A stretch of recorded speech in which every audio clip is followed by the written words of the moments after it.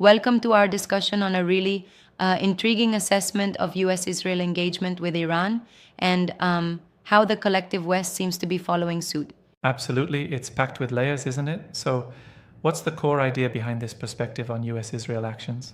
Well, the analysis suggests that the US and Israel are driving efforts against Iran as part of a larger agenda, sort of enforcing global dominance and regime change at multiple levels. That's interesting. So, it's not just about Iran, but also about shaping the narrative for the West, right? Exactly. It's like they want to manufacture consent, sort of convince domestic and international audiences that these aggressive moves are in their best interest, even if there are deeper geopolitical stakes. Right, yes. That reminds me of discussions on how media and political rhetoric can paint a particular picture. Precisely. And, one of the segments delves into what they call regime change and manufacturing consent.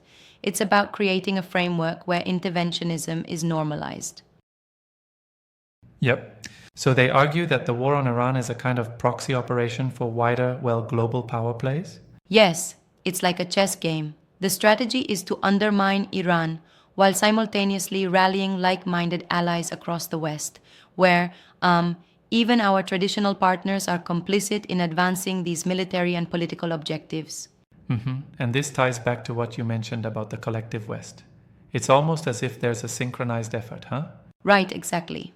There's this notion that while the US pushes from one end, Israel plays a pivotal role on the ground, and then Europe and other Western states follow suit in what they call a global domination agenda. Yeah. Wait just a minute. Are we saying that Europe is just a follower in this scheme? I mean, don't European interests sometimes differ from the US's agenda? That's a good point, and the analysis does acknowledge some friction. But the argument goes that even when European states pursue different policies, they often align with, or at least tolerate, the broader objectives dictated by US hegemony.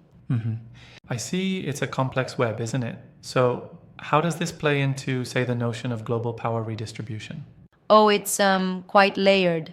The discussion positions these moves against Iran as part of a transition into a multipolar world where traditional US power is are both challenged and reasserted through strategic military and political actions. Sort of like a double edged sword. On one hand, you redefine power structures, and on the other, you risk overextension. Exactly. And then there's the segment which eyes the interesting role of China. The analysis notes, with quite a bit of nuance, that China stands apart from these machinations. Yeah, right. And they emphasize it's like China is doing its own thing amidst this whirlpool of Western aggression. Precisely. It's stated that as the global narrative shifts towards multipolarity, China is portrayed as an alternative model, a counterbalance to the familiar Western dominated order. That's incredibly fascinating. So, in this view, is China's role more defensive or proactive? Well, it's both in a way. The argument implies China is safeguarding its own interests while also capitalizing on, the opportunity to offer a contrasting vision to the global South and non-Western allies.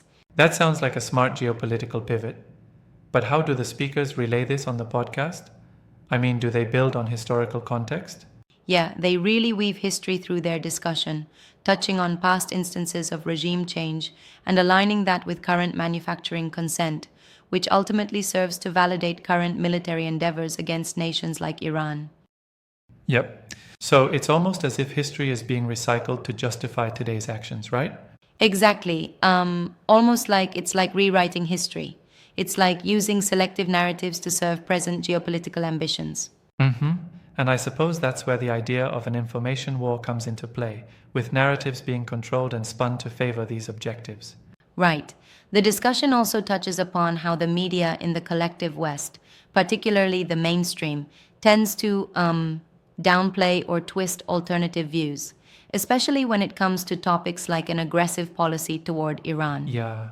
But isn't that a bit of an oversimplification? I mean, isn't there legitimate debate and variation within Western media too? That's a fair critique. The argument does lean towards suggesting a more uniform narrative, but there are always exceptions and pockets of dissent. Still, the overarching commentary is that the dominant trend tends to favor these strategic militaristic narratives. I get that. And what about the segments on regions like the UK and Latin America? How do they fit into this picture? Oh, so the analysis suggests that the UK is often portrayed as a willing partner with the US in these ventures, even if their motivations might be slightly different. Then, Latin America is depicted as another region where the influence of Western power is challenged yet, paradoxically, still part of the broader network of alliances or rivalries. It almost sounds like every region has a unique role in this grand chess game, right? Yes, exactly. Each region is both a battleground and a piece on the board in this intricate power play.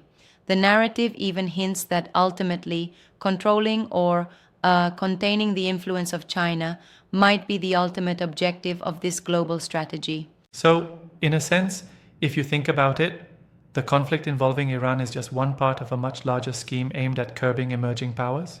Precisely. It serves as a demonstration of how the West, primarily through the US and Israel, seeks to maintain a strategic advantage by isolating countries that might challenge the bitter established order. That's a bold claim. It really transforms the way you think about these military actions. It's less about immediate threats and more about long-term global rebalancing. Exactly. It's a recalibration of power, where military strategies, domestic narratives, and international alliances blend into a sort of calculated move to ensure hegemony persists. And what I find intriguing is how these discussions, coming from voices like Ben Norton and Doug Rooney, challenge the mainstream perspective, almost forcing listeners to think critically about the underlying motives. Right. It's not just a presentation of facts, but a call to rethink the entire script that has been played out for decades. It's like pulling back the curtain on a highly orchestrated geopolitical drama. Yeah, absolutely. It really invites a broader, more critical conversation about the way power is wielded. And while there might be nuances missing in such overviews, it's an important reminder to be, vigilant about the information we receive. Exactly. It's like being invited to a behind the scenes tour of global power, where every move is calculated, and the narratives are just as significant as the military actions themselves. And given all that, it's clear that the conversation is both controversial and, eye-opening, challenging us to question the status quo. Absolutely. There's a strong message about viewing the world beyond the simplistic narratives propagated by mainstream media. It's encouraging a critical stance toward global policies and urging us to dig beneath the surface. Yeah. And in that sense, it stops being just a discussion about war and instead becomes a broader commentary on how perceptions are shaped in international relations. Right, exactly.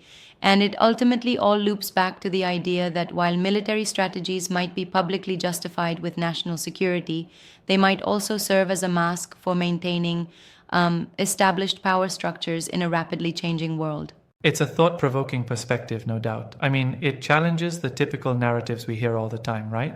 Yes, absolutely. And it's a reminder that as global realities shift, so too must our understanding of them. Every decision, every conflict, and every policy is interwoven with these larger power games we often overlook. And that's what makes these discussions so valuable, bringing multiple dimensions into view and making us rethink what we accept as the standard storyline. Exactly. Whether you agree with every point or not, it's a fascinating analysis that stokes a more informed dialogue about how international policy and cultural narratives come together. Yep. So, in wrapping up, it seems like the underlying takeaway is encouraging a deeper, more critical engagement with global news and narratives. A reminder that there's always more than meets the eye. Exactly. And while some might say it's a bit too conspiratorial, it certainly sparks the kind of debate we need to fully understand where we stand in this evolving geopolitical landscape. Indeed, it really pushes us to ask, whose interests are really being served and at what cost? Right. And that's why discussions like this matter. They force us to challenge established narratives and consider alternative viewpoints, even if they're a bit uncomfortable at times. And ultimately, that's what real critical conversation is all about: questioning, deconstructing, and arriving at a clearer picture of our world. Exactly. Thanks for diving into this complex topic with me. It's been an enlightening journey through the layers of geopolitical strategy and global narratives. Yeah, thanks indeed. I think this discussion will certainly leave our listeners with plenty to ponder.